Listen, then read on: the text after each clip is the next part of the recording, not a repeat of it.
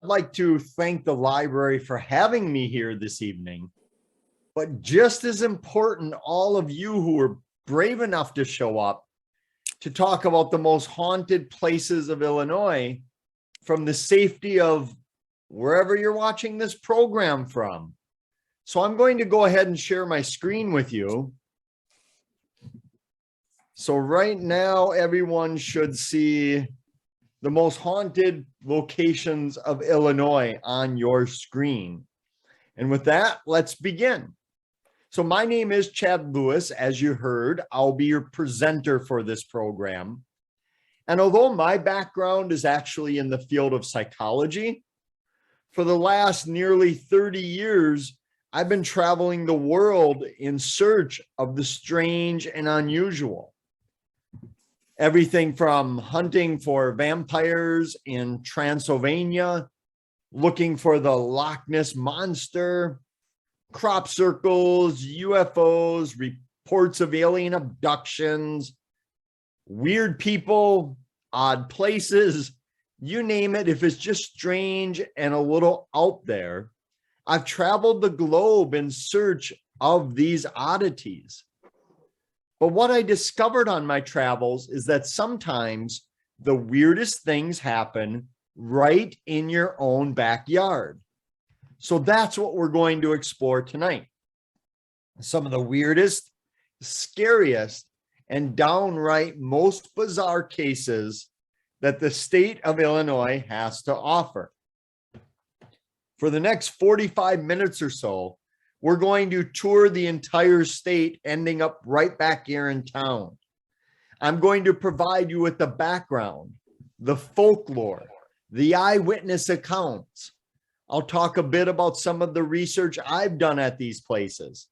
Heck, I'll even provide you with the directions to these places. But I'm going to leave it up to each and every one of you, whether you are a diehard skeptic or a true believer or somewhere in between, to travel to these places on your own and come to your own conclusion as to whether or not you believe the legends are true. But I should warn you, it's much easier watching these places on television than it is visiting. When you're out in the middle of nowhere and you see that shadowy being lurking from tree to tree, you simply can't turn the channel and forget all about it. So with that in mind, let's explore some of the scariest places of the state. And when I talk about haunted places, often people think of cemeteries. And the reason being is quite simple. Back when cemeteries were chosen, they were thought to serve as a portal between our world and the spirit world. So when your loved ones passed on, it would just be easier for them to travel from our world to whatever world you believe they go to. But regardless of whether or not you believe this theory, there are many places in the state where it seems to be working in reverse, that the living are not moving to the dead, but the dead are coming into our world. First stop, not far from where a lot of you are watching this from, in Hillside, outside of the Chicago suburb, is the old Mount Carmel Cemetery. It's a well-known cemetery because it's the final resting place of that little-known gangster named Al Capone. But even though Scarface is buried in the cemetery, most people go here to see this statue. She's known as the Italian Bride, and her story takes us back to the early 1900s. She was pregnant and was giving birth to her child, and during labor, she passed away. And as was the Italian custom of the time, she was to be buried in her wedding gown, which you can see from the monument there, or from the photograph they put on the grave of her. She was buried in her wedding gown, but that's not the creepy part. The scary part comes in the fact that as soon as she died, her mother began having dreams in which her daughter came to her saying, "Mom, help me, dig me up. I'm alive. I can't breathe. Don't leave me here."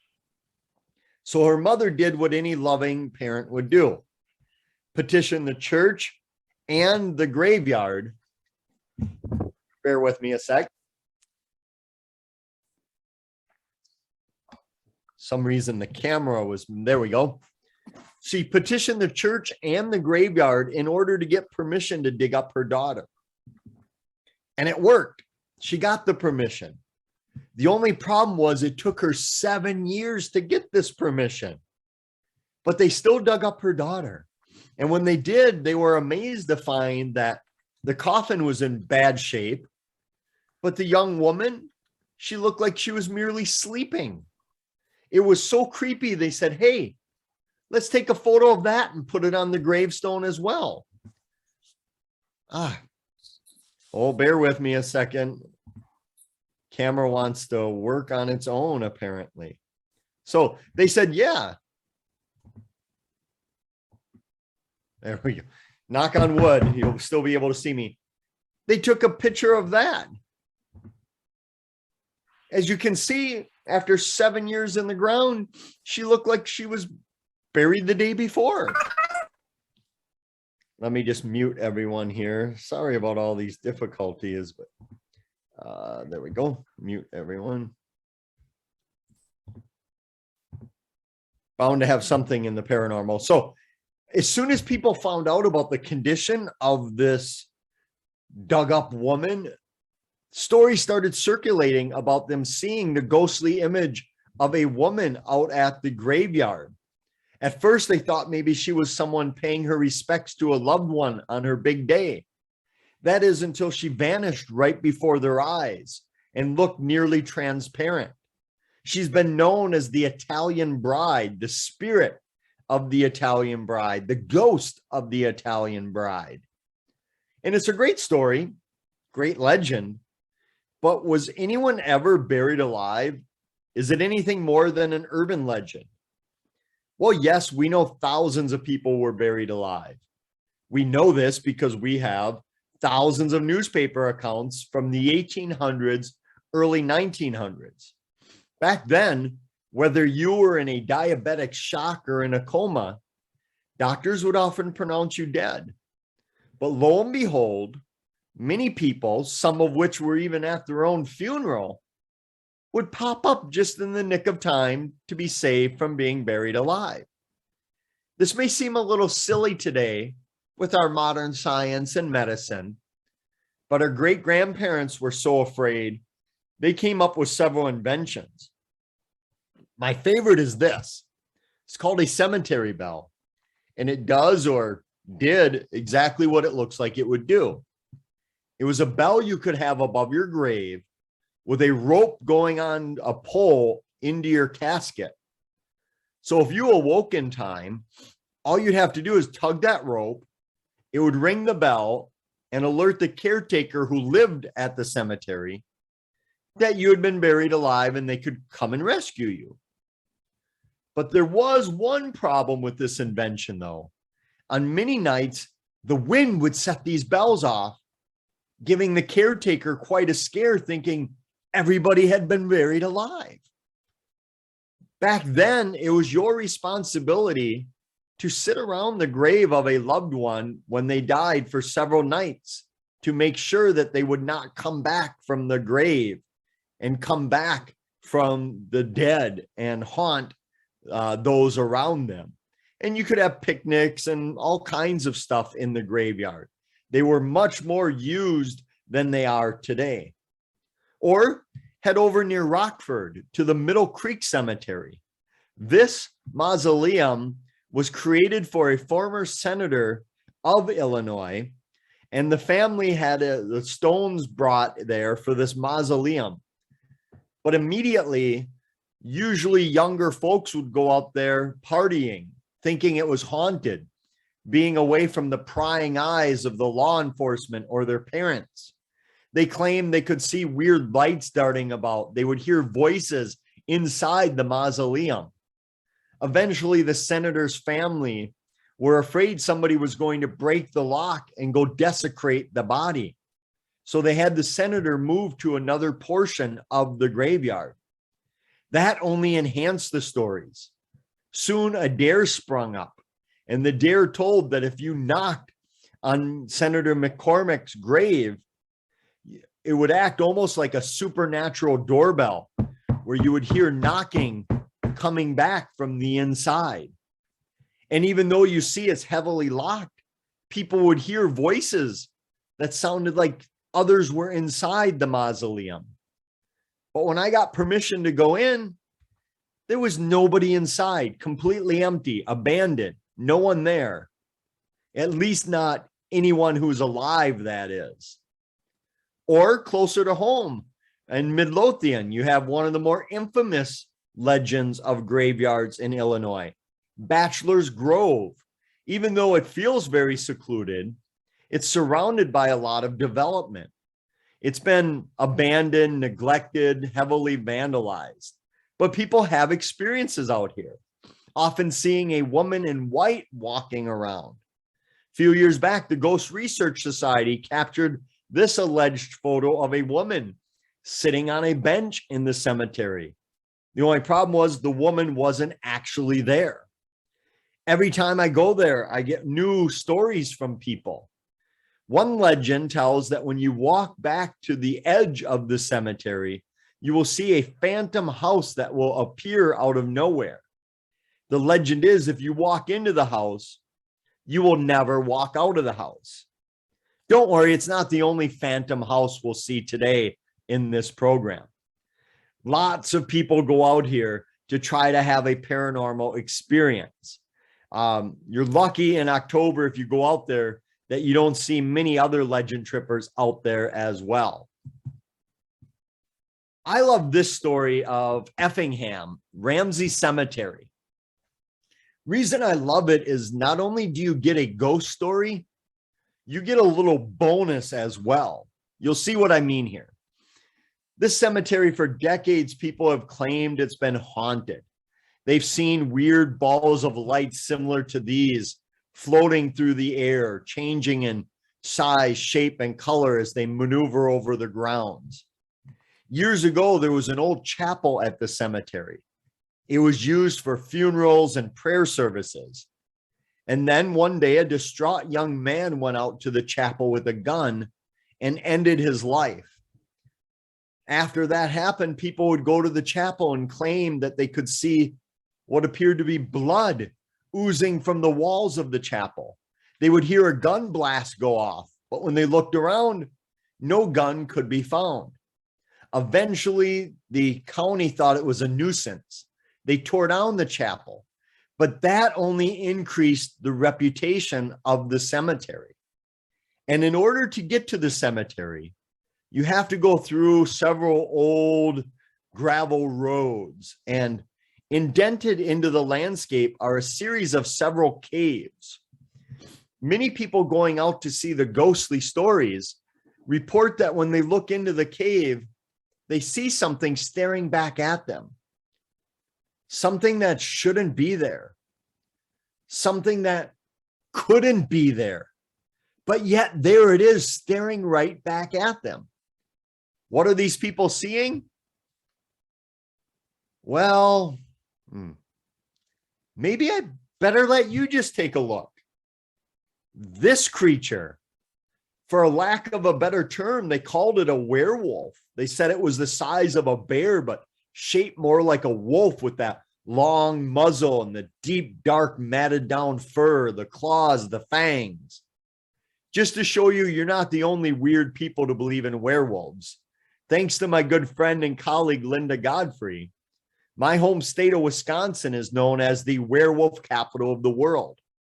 It began when Linda started receiving reports in southeastern Wisconsin, not too far from the border where you're at. People traveling down a small stretch of road called Bray Road. There, usually at night, but not always, people would see a similar looking werewolf type creature. Again, walking on his hind legs like you and I do, a biped roaming the area. Sometimes this thing was seen eating freshly killed prey or roadkill. But the good news is that outside of charging at a couple vehicles, these creatures, whatever they are, seem to be just as afraid of witnesses as the witnesses are of them. And rather than attack and try to kill and devour, they seem more likely to scurry back into the underbrush and remain undetected.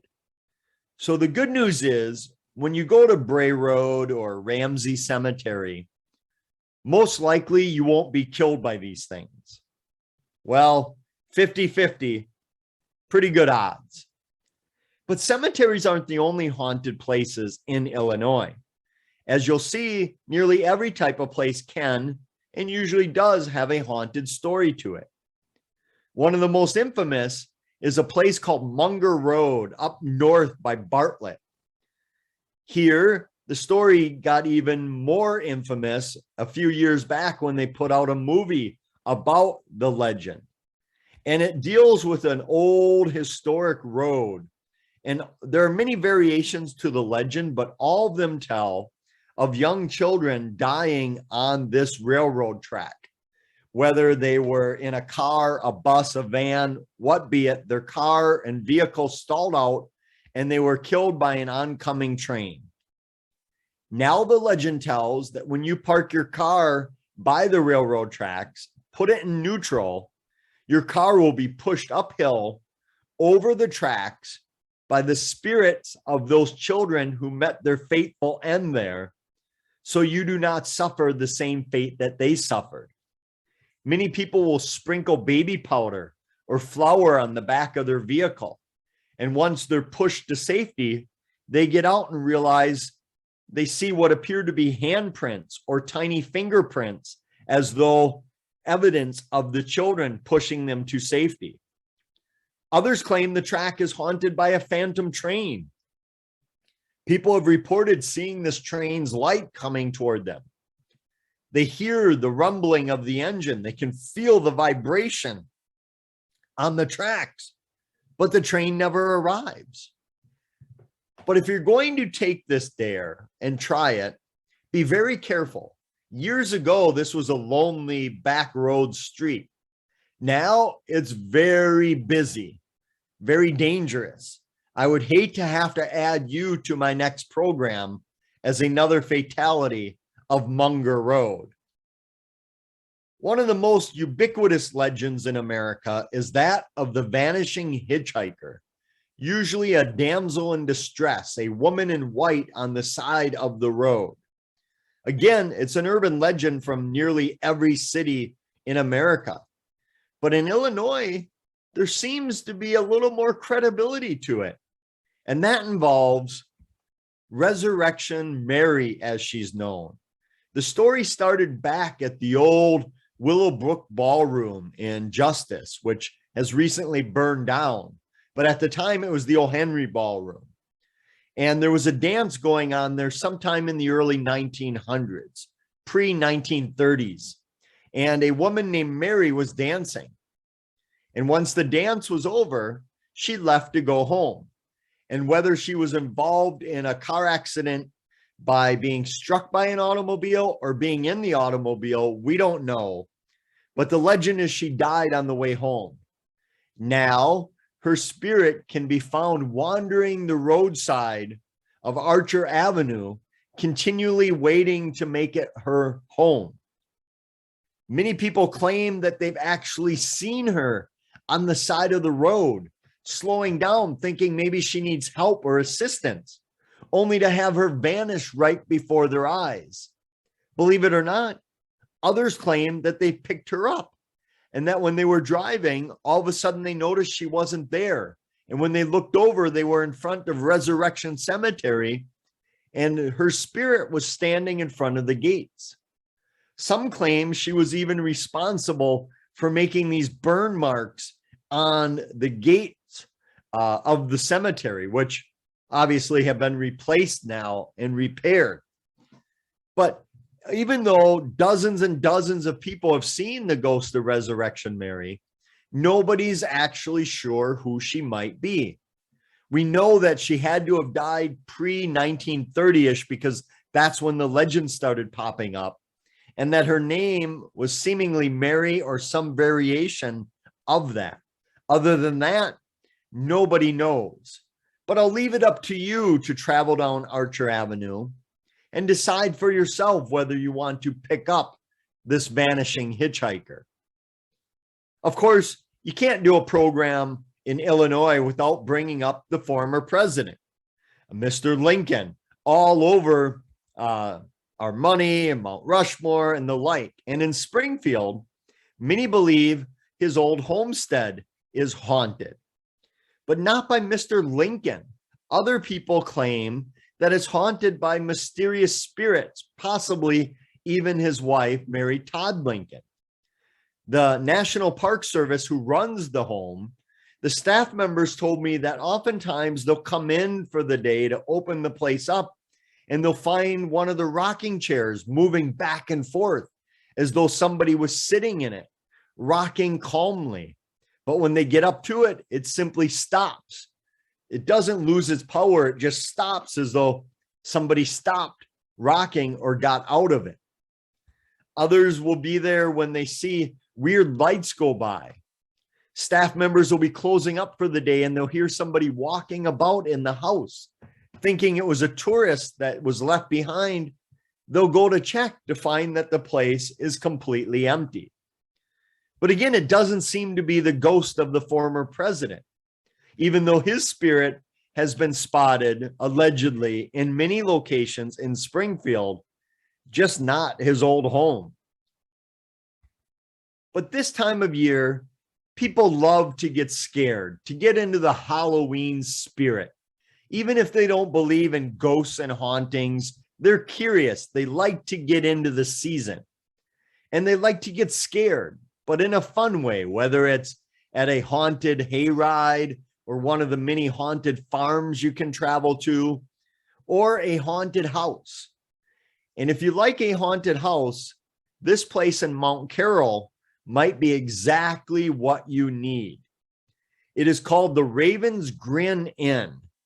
It is operated by this gentleman during non-COVID times. And what's interesting about it is it's a haunted house. And what I mean by that is you can go there and there'll be paid staff that'll jump out at you and try to spook you and scare you, that were hired by the owner to try to shock you. But it's in a haunted house. Many of those staff members report being scared by what they thought were other staff members, only to have that person vanish or nobody's there. It's down in the basement of this former brothel where the wine cellar was, that people often have weird experiences, weird noises, odd lights. On several tours, there was a light that sped across the room, bright as a star, and then vanished into the wall. Many people commented how the special effects were better than Hollywood special effects. Of course, they were amazed to find that they weren't special effects, that the place is thought to be haunted, possibly by one of the former ladies of the night that works there, that used to work there back when it was a speakeasy and more of a brothel. Again, during non-COVID times, you can tour this place anytime during the year. And it's a mixture of something out of Tim Burton's imagination and Disneyland, that the family lives in the house year round, as creepy as that may sound. And this time of year, people love stories of creatures and witches and goblins, but not the Hollywood type witches. Luckily, there are some creepy haunted type witches in Illinois, including in Chesterville. This is Chesterville Cemetery, except the locals, they don't call it that. They call it Witch Cemetery. The legend is many years ago, a young girl was speaking out for her rights, and the local conservative people thought that she was a witch, that she was bringing evil to their community. So they decided to get rid of her. They killed her and dumped her body in the grave at the graveyard and planted a tree on top of it. Some people believe that trees were planted on top of graves as a grave marker. And in some instances they were. But trees also were served in folklore as grounding, that If you planted a tree over the grave of someone you were afraid was going to come back, the tree would keep them grounded, their spirit, so they could not rise up again.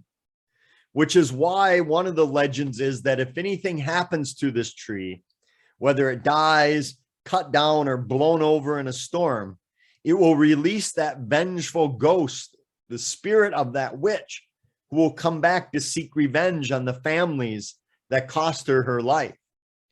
Others claim that if you go into the cemetery at night, especially around midnight, and touch the tree, you will be chased out of the cemetery by the witch's spirit. And there is someone buried in the gravesite. Her name has been lost to history, but she must have been pretty important or fearful, because not only did they plant a tree over her grave, they put an iron gate around it. And of course, a lot of people think the iron gate was put up to keep us out. But in actuality, oftentimes these gates were put up to keep the spirit in. The belief is and was that ghosts cannot pass through iron. So if you had wronged somebody in life and you were afraid they were going to come back and haunt you, you could put an iron bar on their casket or put an iron gate around their grave to keep them there. But it doesn't seem to be working that well, because I've spoken with many people that pass through there on their morning walk or their jog, and they get a sense that they shouldn't be there. Like something is not quite right, that there's some weird evilness to the cemetery. But it's not the only place in Illinois where you can have a witch story. If you head up north to Ashmore, you'll find another legend of a witch at St. Omar Cemetery. Another one of these rural places out in the middle of nowhere. Not only have people seen a ghostly witch walking through the cemetery, but they claim that they have physical proof, because not only do they report disembodied voices, odd lights, shadowy apparitions, but they believe they have proof that a witch is out there. And that proof comes from this burial marker. It's a burial marker for a woman named Caroline. And the reason people believe she's a witch is because of her death date. As you can see here, she was said to have died on February 31st, 1882. Very difficult to die on February 31st, even in a leap year. Some contend that it was just an engraving error, too expensive to fix. Others blame folklore, with the belief that witches could only come back on the anniversary of their death, on the date in which they died. So by putting the date of death as February 31st, you ensure that the witch could not come back and haunt you. But if that was the real reason it was done, it doesn't seem to be working, because people still have experiences where they think they've seen that witch. But if hunting for witches is not your macabre sense of adventure, I recommend you head to Collinsville to the Gates to Hell, a series of 7 tunnels, mostly under railroad bridges. It is said that if you start to pass through these tunnels, weird things will begin to happen. You'll see apparitions out of the corner of your eyes. You might hear your name being called out, although nobody's there. You might get an odd sensation that you shouldn't be there. And if you pass through 2 or 3 of these tunnels, it is said that you might encounter what many people are calling the hellhounds of Collinsville. If you're not familiar with hellhounds, the legends of hellhounds are large black dogs with glowing red, green, or yellow eyes. Many believe they do the devil's bidding, that they are a harbinger of death, that if you see one, much like seeing or hearing the Irish banshee, it means you or someone you know is going to die very shortly. But again, just to show you you're not the only weird people to believe in hellhounds, a few years back, I was over in Central America. I was searching through the jungles for a protector over there that they called the Tata Duende. And everywhere I went looking for this diminutive, backward-footed creature, villagers said, you better get back here before nightfall, because if you're not back before the sun goes down, you might encounter one of our hellhounds called Cadeos. And they believed these things had supernatural powers, that if they saw you, they would connect with you and slowly steal your energy. And unless you could find a powerful shaman or a bush doctor, you'd be dead within a week of encountering these creatures. So being the researchers that we were, we made it a point to stay out past dark every night. And luckily, knock on wood, I'm still here today. But back to the hellhounds of Collinsville, because the story is that if you survive these hellhounds and you're able to pass through all 7 tunnels on the same night, when you park in the 7th tunnel, you will see what appears to be a portal to hell that will open up and swallow you in. Those who claim to have seen it say that they felt an intense heat rise up. They could see flames coming toward them. Unfortunately, many of them did not stick around long enough to find out if this really was a portal to hell. They were a little shy and embarrassed about reporting it because they knew how it sounded, a portal to hell in Illinois. But what they didn't realize is that over the last nearly 30 years, I've collected a handful of places around the state that have a similar story.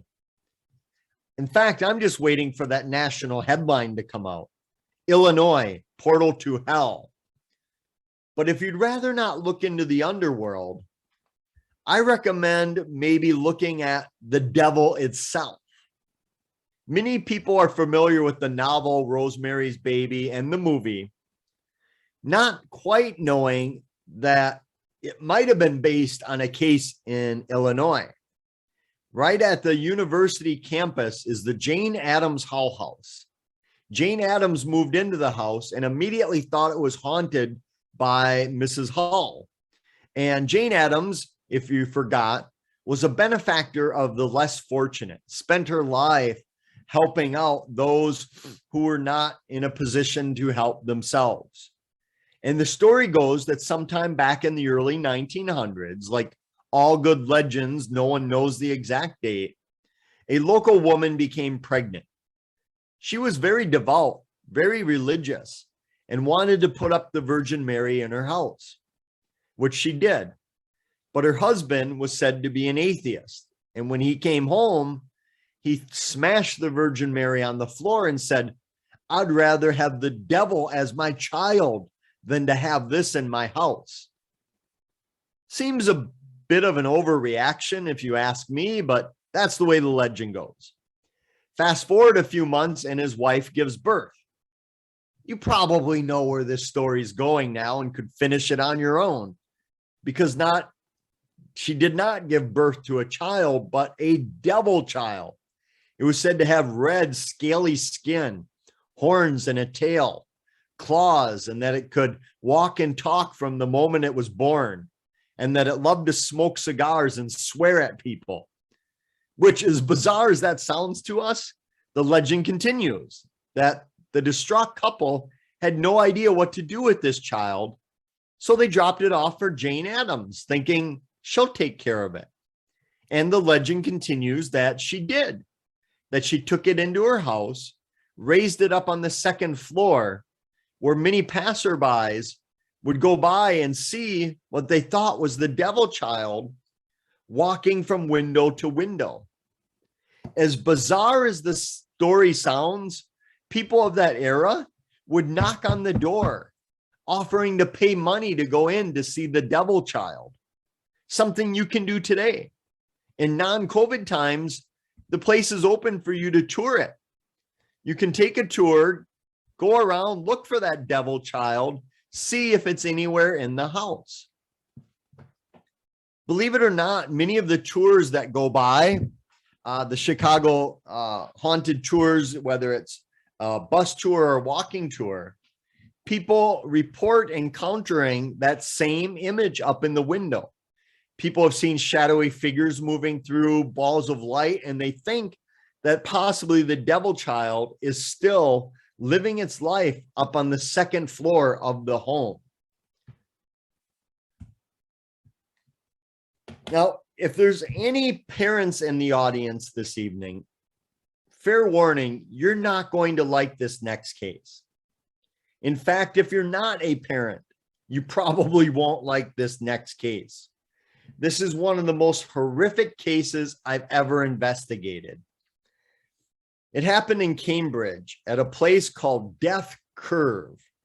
For decades, people have claimed that when you drive your car out to this rural location and you go around the corner, all of a sudden, a ghostly spirit of a woman wielding a bloody axe will appear in the middle of the road, run your car off the road, and you'll crash and die. Hence the term Death Curve. For decades, people have reported this without any indication as to why. But some further research shows that a family lived out in this house, in this farmland back in the late 1800s, early 1900s. They were the Markham family. And in the early 1900s, the wife, Julie Markham, went crazy. She snapped. She went psychotic. She told her two oldest and strongest children to go out and fetch some wood and water for the day. When they were gone, one by one, she invited her 5 youngest children into the house and took an axe and ended their lives. When the 2 oldest children returned, they were treated to the same behavior. In a matter of just a few moments, young Mrs. Markham had killed all 7 of her children with her axe at the hands of her own personal hands. I told you you weren't going to like this case. Miss Markham then snapped out of it, realized what she had done, and tried to slit her throat. But it did not take, so she grabbed what she could of the coal oil in the house, poured it over herself, and lit her house on fire. This is not her house. Neighbors caught wind of the fire, literally, and rushed to the home. At first, Mrs. Markham came running out, charred, on fire, looking like some demented Freddy Krueger.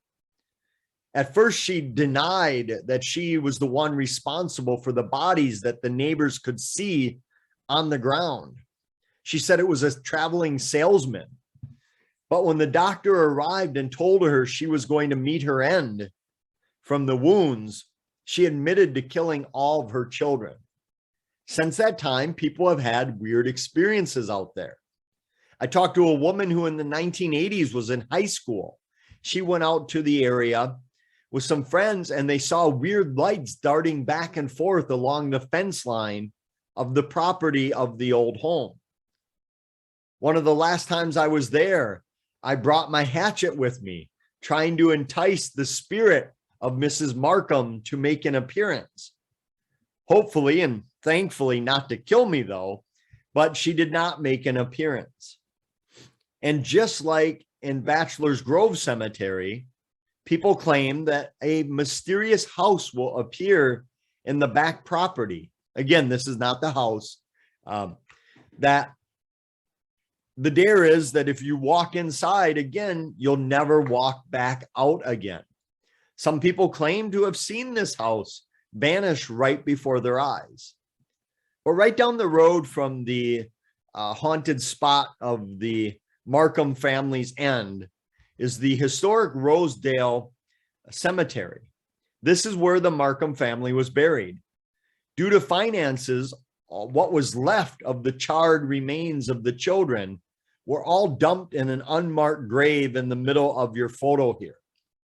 Right next to them was the grave unmarked of their mother, Mrs. Markham, who was dumped there as well. Many people believe this is why when they're passing through the cemetery, often they catch a glimpse of what appear to be ghostly images of children playing, laughing, running through the cemetery. Many times people are a little thrown off as to why they're there at such times of the night, or why they're not properly clothed for the Illinois winters. Others do not see them, but they hear them laughing, singing, and playing as they go to pay their respects to their loved ones at the cemetery. It's thought to be the ghostly images of those young Markham children who met their grisly end while staying with their demented mother. One of the worst cases I've ever investigated. But as I'm running low on time this evening, I want to end on a type of case that you have not heard me talk about this evening, because it's a private home. And a lot of people who believe that their house is haunted, they don't want it to be known that their house is haunted. And I bring this case up at the end for two main reasons. One, out of all the cases I receive from around the country, thousands a year, the overwhelming majority of people contact me because they think their house is haunted. Some of them have an idea as to who or what is haunting their place. They catch the smell of grandma's perfume on the anniversary of her death, or see their grandfather's spirit walk into a wall and vanish. Others have no idea who or what may be haunting their place. Believe it or not, some are okay with it. It doesn't bother them. They become accustomed to it, where others would do whatever they can to get rid of it. And usually the activity is very similar from case to case. Weird rapping and knocking on the doors and windows, electrical problems, things moving on their own, objects being misplaced and then reappearing months later in the weirdest locations. But I bring this up not only because it's the most common report I have, but also I want you to keep this fresh in your mind, because after this program, later tonight, when all of you put your head down on your pillows to get ready for bed, I want you to ask yourself the question: when you hear the wind howling outside your window, ask yourself, is it possible, just maybe, that wasn't the wind howling outside your window, and maybe you too are living in a haunted house? And with that, I wanted to save the last 10 minutes or so that we have for any questions, comments, or stories that any of you might have. If you want more information, my website has more than you could ever want or need. But I hope your adventure doesn't end here with the program. Grab one of my books. The library has plenty of them. Go on your own adventure of Illinois. And when you do, I think you'll discover that you live in one heck of a weird state. And I mean that in a good way. You're going to see things you've never seen. You'll meet some odd people. And along the way, you might just discover that the scariest thing out there is often yourself. So with that, I again want to thank the library for putting this together. It's rare that you can come to a program like this at no cost. You can check out a wealth of information from the library, that if you like programs like this, let them know so you get more of these. If you didn't like this program, let them know so you get fewer of these. But I can't think of a time in America's history in which the library has played a more important role than it does in today's world. With everything going on with the pandemic, politics, societal issues, libraries are the fabric that keep our communities together, a real treasure. And just to show my appreciation, if you want to get any of my books from my website, just use the coupon code LIBRARY. You'll save 20% off everything, just because the library is so amazing. So I'm going to stop it here. I'll stop sharing my screen, turn it over to the library. If you have questions, comments, or stories, throw them in the chat room or unmute yourself. Otherwise, you let me off the hook way too easy this evening.